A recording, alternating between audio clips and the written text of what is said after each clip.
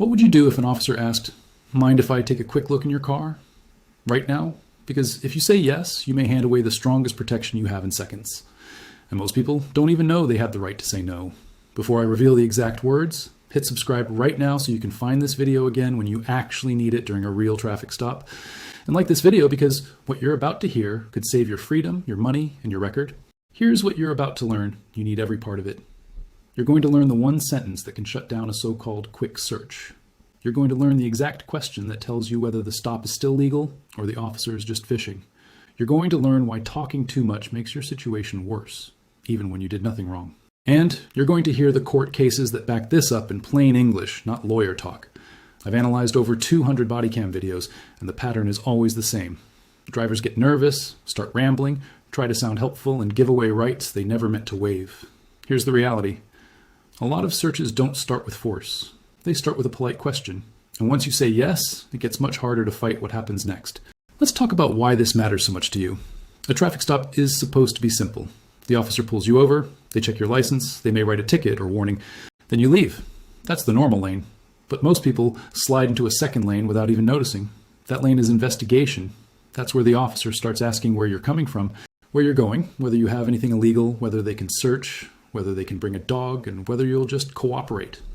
Most people think being extra nice and extra open makes the stop end faster. If you keep it, you force them to follow strict rules. Listen closely because this is critical.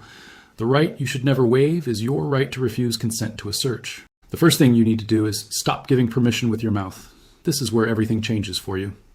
If an officer asks to search your car, your bag, your trunk, or just take a quick look, here's exactly what you say. "Officer, I do not consent to any searches." Word for word. Memorize that line. Say it calmly. Say it clearly. Do not whisper it. Do not dress it up. Do not say, I guess if you need to. Do not say, "I have nothing to hide." Do not laugh and say, "Sure, go ahead." Defense attorneys use this exact line in court because it creates a clean record. It shows you did not agree. Why does this work for you? Because consent is one of the easiest paths into your car. If you give consent, the officer does not need to fight over probable cause, which means a real legal reason. They don't need to argue much. Your yes does the heavy lifting for them. This comes straight from Supreme Court rulings. Courts have said officers can ask for consent, and if you give it freely, the search can be valid even if you didn't fully understand how much you were giving up. That is why your words matter so much. Watch what happens when drivers get casual. The officer says, "You don't mind if I check real quick, right?" The driver wants to seem cooperative. The driver says yes. 5 minutes later, the officer finds something in the center console, maybe legal, maybe not even yours. Now your whole day changes. Now you're on the side of the road explaining every item in your car. Now you may be in cuffs while they sort it out. Bad way. Most drivers say, "Yeah, that's fine, I've got nothing to hide." Then the search starts and your protection is gone.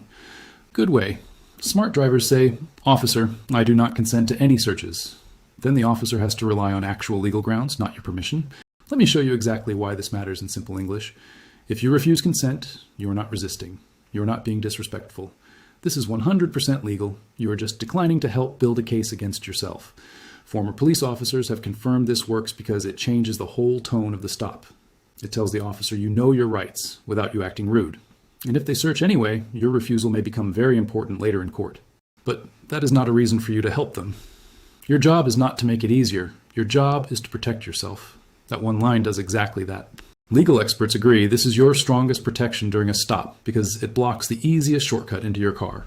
Here's the reality. The worst thing you can do is speak like you're unsure. Say the line. Say it once or twice if needed. Stay calm. Don't argue. Don't physically interfere. Just keep your consent off the table. Have you ever been asked for a quick search like that during a stop? Drop a comment below and tell me what happened because I want to know how often you're hearing this on the road. Now let's move to the second tactic because refusing the search is powerful, but you also need to know when the stop should end.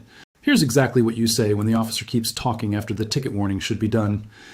"Am I being detained or am I free to leave?" Those exact words. Short, clean, easy to remember. Let me show you exactly why this question matters for you. A traffic stop cannot go on forever just because the officer feels curious. They need a reason to keep you there. If the reason for the stop is over, you should be free to go unless they have new legal grounds. This comes straight from Supreme Court rulings too. In Rodriguez versus United States, the court said police cannot stretch a traffic stop longer than needed just to do extra investigation, like waiting for a drug dog. unless they have more legal reason. In plain English, once the traffic business is done, they can't just keep you there to fish. That's why your question matters. It forces the moment into the open. Either you are free to leave or they are officially detaining you. And if they are detaining you, they may have to explain why later. Watch what happens when drivers don't ask. The warning is done. The documents are back. But the officer keeps chatting. Where are you headed again? Mind if I ask a few more questions? You don't have anything illegal in there, do you? Most drivers think the stop is still active because the badge is still there. So they stay in conversation mode. That conversation often turns into consent, delay, or both. Bad way. Most drivers say, sure, I guess, and keep answering questions. Then the stop drags on, and more chances for a search show up. Good way. Smart drivers say, am I being detained or am I free to leave? Then the officer has to make the situation clear. This is 100% legal for you to ask. You're not picking a fight. You're checking your status. That matters more than you think. If the officer says, you're free to leave calmly. Don't hang around. Don't reopen the conversation. If the officer says you are being detained, then you know the rules changed and you stop volunteering information. Defense attorneys use this exact line in court because it shows you tried to end a stop that may have been drifting outside its legal lane. Here's the trick they don't want you knowing. A lot of people think rights only matter in a courtroom. Wrong. Rights matter most in the moment.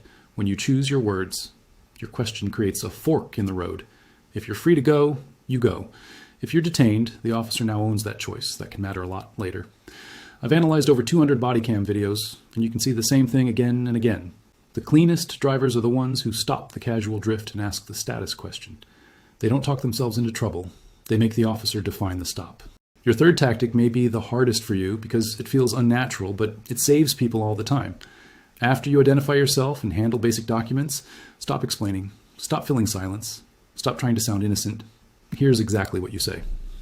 I'm choosing to remain silent, and I want a lawyer if I'm being questioned. Word for word. Memorize that line too.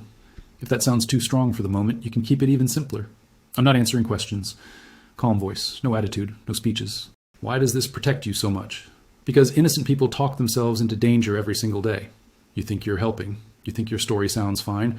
But stress changes your words. Tiny mistakes become inconsistencies. Normal nervousness becomes suspicious behavior. A joke becomes an admission. A guess about time becomes a lie. Here's the reality. Your mouth can create problems your silence never would. This comes straight from Supreme Court rulings and long courtroom history. You have the right not to incriminate yourself, which means not to help build a case against yourself. In plain English, you do not have to explain your whole life on the shoulder of a road. Legal experts agree this is your strongest protection once an officer starts moving from ticket questions into investigation questions. Former police officers have confirmed this works because silence removes openings. It gives them less to twist, less to compare, and less to use. Watch what happens when drivers overshare. The officer asks, where are you coming from? The driver starts talking. Then they mention a friend, then a store, then another stop. Now the timeline is messy. Then the officer asks, why are you so nervous? Now the driver talks more. The whole thing gets worse. Nothing illegal had to happen. The talking created the problem. Bad way. Most drivers say, I'm coming from my cousin's place. Well, actually, first I stopped for gas, and I might have had a drink earlier, but I'm fine. Then small details get picked apart. Good way. Smart drivers say, I'm not answering questions. Then there is much less for the officer to use against them. This is not about being cold. This is about being careful. You still comply with lawful orders. You still hand over license, registration, and insurance if required. You still stay calm, but you stop performing. You stop trying to win the officer over with words. Defense attorneys use this exact line in court because silence can't contradict itself. And if questioning becomes more serious, your request for a lawyer matters. It tells everyone later that you tried to protect your rights the right way. Most people already clicked away. If you're still here, you're in the top 10%. Drop a comment saying I'm still here, because what comes next ties all of this together and could be the most important part. The fourth tactic is simple, but almost nobody uses it right. If the officer gives you an order, you comply physically, but you do not add consent with your words. That means if they tell you to step out, step out. If they tell you where to stand, stand there. But if they start mixing commands with requests, you keep your words clean. Here's exactly what you say. I will comply, but I do not consent to any searches. That line is gold for you. It separates obedience from permission. This matters because some drivers get confused. They think if they follow an order, they also have to agree with everything happening. Not true. An officer may legally order you out of a car during a stop, That does not mean you agreed to a search of your vehicle, your bags, or your pockets beyond what the law allows. Those are different things. This comes straight from Supreme Court rulings, too. Courts have allowed officers to control the scene for safety. But that is not the same as you waiving your rights. Bad way. Most drivers say, okay, do whatever you need to do. Then their words sound like consent. Good way. Smart drivers say, I will comply, but I do not consent to any searches.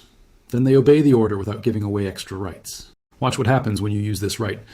The stop stays more controlled, your behavior looks calm, your record of refusal stays clear, and if the officer crosses a line, your words may help later. Legal experts agree this is your strongest protection when the stop becomes tense, because you are not resisting, not arguing, and not waiving. You are doing the smart middle thing. You comply with lawful commands, and you protect your rights at the same time. Now let's pull back and make the legal part easy for you. 3 cases matter here. First is Schneckloth-Vai. Bustamante. In plain English, the court said a search can be valid if you voluntarily agree. Even if you did not fully understand, you could say no. That is exactly why your refusal matters. Second is Rodriguez versus United States. In plain English, police cannot make your traffic stop longer than needed just to chase other suspicions unless they have more legal reason. That is why you ask, am I being detained or am I free to leave? Third is Pennsylvania versus Mims. In plain English, an officer can order you out of the car during a lawful stop for safety reasons. That is why you comply physically, but still protect your rights verbally. You can obey the order and still refuse a search. Put those 3 together, and the full picture gets clear for you. Don't consent. Don't let the stop drift forever. And don't confuse compliance with surrender. Let me walk you through a real-world version so you can picture yourself using this. You're driving home at night. You get pulled over for a broken taillight. The officer comes up. You hand over your license and insurance. So far, so good. Then the officer says, you seem nervous. Where are you coming from? The wrong move is to start chatting. You say too much, your story gets messy. Then the officer says, mind if I search your car real quick? You want to seem helpful, so you say, sure, I guess. That's the bad lane. Now the officer searches. Maybe they find an old bottle, a pocket knife, someone else's prescription, cash, or something your friend left behind. Now you're stuck in a much bigger mess than the broken taillight ever was. Now watch the better version for you. Same stop, same documents, same question. You stay calm, you give the basics. When the officer starts fishing, you say, I'm not answering questions. If the officer asks to search, you say, officer, I do not consent to any searches. If the officer keeps lingering after handing back your documents, you ask, am I being detained or am I free to leave? If they order you out, you step out and say, I will comply, but I do not consent to any searches. See the difference? You are not rude. You're not dramatic. You're clean, clear, and controlled. Bad way. Most drivers say, I've got nothing to hide. Go ahead. Then the stop grows into a full investigation. Good way. Smart drivers say, I do not consent to any searches. Then the officer has to stay inside real legal limits. Watch what happens when you use every tactic together. You give them less to use, less to stretch, and less to twist. Next week, I'm revealing what to say when police claim they smell weed and use that to pressure you into a search. Subscribe right now so you don't miss it, because that line gets people trapped every single day. Here's your quick recap so you never forget it. First, if they ask to search, your answer is simple. Officer, I do not consent to any searches. Second, if the traffic business seems over, ask, am I being detained or am I free to leave? Third, stop talking your way into trouble and say, I'm not answering questions, or ask for a lawyer if it turns serious. Fourth, if you get lawful commands, comply physically, but keep your consent off the table with, I will comply, but I do not consent to any searches. That is your power. That is your protection. And once you know it, you stop making their job easy with your own words. Hit subscribe so you catch next week's video on the smell of weed tactic. Smash that like button if this script just saved you from a future mistake. And drop a comment telling me which exact line you're going to memorize first. Stay safe out there.